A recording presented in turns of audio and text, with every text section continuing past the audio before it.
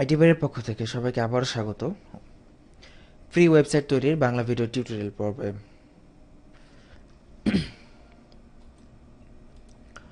গত পর্বে আমরা আমাদের ডোমেইন হোস্টিংটি রেজিস্টার করেছিলাম এবং আমাদের ওয়েবসাইটটিকে অনলাইনে আমরা নিয়ে এসেছি। তো আজকের পর্বে আমরা আমাদের ওয়েবসাইটে ওয়ার্ডপ্রেস ইনস্টল করব। তো ওয়ার্ডপ্রেস জিনিসটা কি? ওয়ার্ডপ্রেস হচ্ছে একটি সিএমএস, যেটাকে বলা হয় কন্টেন্ট ম্যানেজমেন্ট সিস্টেম। দেখুন, আমাদের ওয়েবসাইটে কিন্তু বর্তমানে কোনো কন্টেন্ট নেই, ওয়েবসাইটটি একদম ফাঁকা। তো এই জন্যই কিন্তু মূলত আমাদের ওয়েবসাইটে ঢুকলে দেখাচ্ছে যে your website is up and running. তো এই জন্য আসলে আমরা কিভাবে আমাদের ওয়েবসাইটে কন্টেন্ট দিতে পারি বা আমাদের কন্টেন্টগুলো কিভাবে আমরা ম্যানেজ করব, সেটার জন্যই মূলত আমরা একটি প্ল্যাটফর্ম ইউজ করব, যেটি হচ্ছে ওয়ার্ডপ্রেস। তো সেই ওয়ার্ডপ্রেস আমরা আজকে আমাদের ওয়েবসাইটে ইনস্টল করব। ওয়ার্ডপ্রেস ব্যবহার করতে গেলে প্রথমে ওয়ার্ডপ্রেসকে ইনস্টল করে নিতে হয়। তো আমরা boxhost.me-তে যথারীতি লগ ইন করবো। তো আমরা যদি cpanel.boxhost.me এটাতে যদি যাই, আচ্ছা আমরা যাচ্ছি, আমরা গত পর্বে এই পর্যন্ত ছিলাম। আমরা দেখুন এখান থেকে cpanel.boxhost.me এখানে গেলে আপনি এরকম একটি প্ল্যাটফর্ম দেখতে পারবেন, আপনার প্রোফাইল আছে এবং এখান থেকে আপনি হোস্টিং সিলেক্ট করবেন এবং এখান থেকে সুইচ হোস্টিং গেলে আপনার যে হোস্টিংগুলো আপনি রেজিস্টার করেছেন সেগুলো দেখাবে এবং এখান থেকে জাস্ট সুইচে ক্লিক করবেন। সুইচে ক্লিক করলে আপনার যে হোস্টিংটি আছে সেটি এখানে চলে আসবে। দেখুন আমাদের একটি কমপ্লিট আমরা সি প্যানেল কিন্তু পেয়ে গেছি আমাদের ওয়েবসাইটের জন্য। এখন আমরা আমাদের ওয়েবসাইটে আমাদের ইচ্ছা মতো যা খুশি তা করতে পারবো এবং দেখুন আমাদের বিভিন্ন তথ্য এখানে দেখাচ্ছে যে স্ট্যাটাস অ্যাক্টিভ আমাদের এটা, এবং লাস্ট লগ ইন হয়েছে 15 মিনিট আগে, তারপর লোকেশন ইউনাইটেড স্টেটস, এগুলো কিন্তু এখানে দেখাচ্ছে, আমরা দেখতে পাচ্ছি। এবং আমরা কিন্তু আরেকটি ইম্পর্টেন্ট জিনিস যেটা দেখতেছি, আমাদের ব্যান্ডউইথ কিন্তু 1,00,000 মেগাবাইট দেখতেছি এবং আমাদের ডিস্ক স্পেস কিন্তু আমরা দেখতেছি যে আপনার 10,000 মেগাবাইট, মানে 10 জিবি। তো 10 জিবি আমাদেরকে অনলাইন স্পেস দেওয়া হয়েছে এই ওয়েবসাইট থেকে। আপনি প্রতিটা আপনি চাইলে আরও হোস্টিং অ্যাড করতে পারেন এখানে। তো যতবার অ্যাড করবেন ততবার আপনি এক্সট্রা 10 জিবি করে পেয়ে যাবেন। তো যাই হোক, আমরা এখন আমাদের এই ওয়েবসাইটটিতে ওয়ার্ডপ্রেস কিভাবে ইনস্টল করতে হয় সেটি দেখব। ওয়ার্ডপ্রেস ইনস্টল করার জন্য সবচেয়ে সহজ যেটা পদ্ধতি হচ্ছে, একটু নিচের দিকে যাবেন।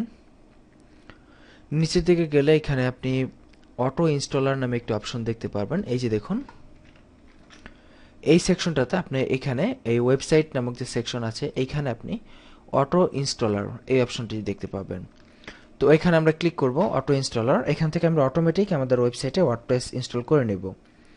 তো অটো ইনস্টলারে ক্লিক করার পর আমরা দেখতেছি এখানে কিন্তু অনেক ধরনের সিএমএস আছে, যেখানে আমরা বিভিন্ন রকম বিষয় আমরা ইনস্টল করতে পারি। ওয়ার্ডপ্রেস আছে দেখতেছি এখানে, ওয়ার্ডপ্রেস, তারপর ওপেন ব্লক, তারপর বাডি প্রেস, তারপর আরও হাবিজাবি অনেক কিছু আছে। এবং নিচের দিকে আমরা আরও অনেক সিএমএস প্ল্যাটফর্ম দেখতেছি, যে জুমলা একটা সিএমএস, ম্যাম্বো, তারপর দ্রুপাল ইত্যাদি, পিক ইত্যাদি বিভিন্ন সিএমএস আছে। তো ওয়ার্ডপ্রেস সিএমএসও বলা হয়, ওয়ার্ডপ্রেসকে আবার ব্লগও বলা হয়। তো মেইনলি ওয়ার্ডপ্রেস দিয়ে সাধারণত ব্লগ সাইটই করা হয়, তবে ইদানিং ওয়ার্ডপ্রেস দিয়ে ব্লগ সাইটের পাশাপাশি আরও নানা ধরনের সাইট করা হয়ে থাকে।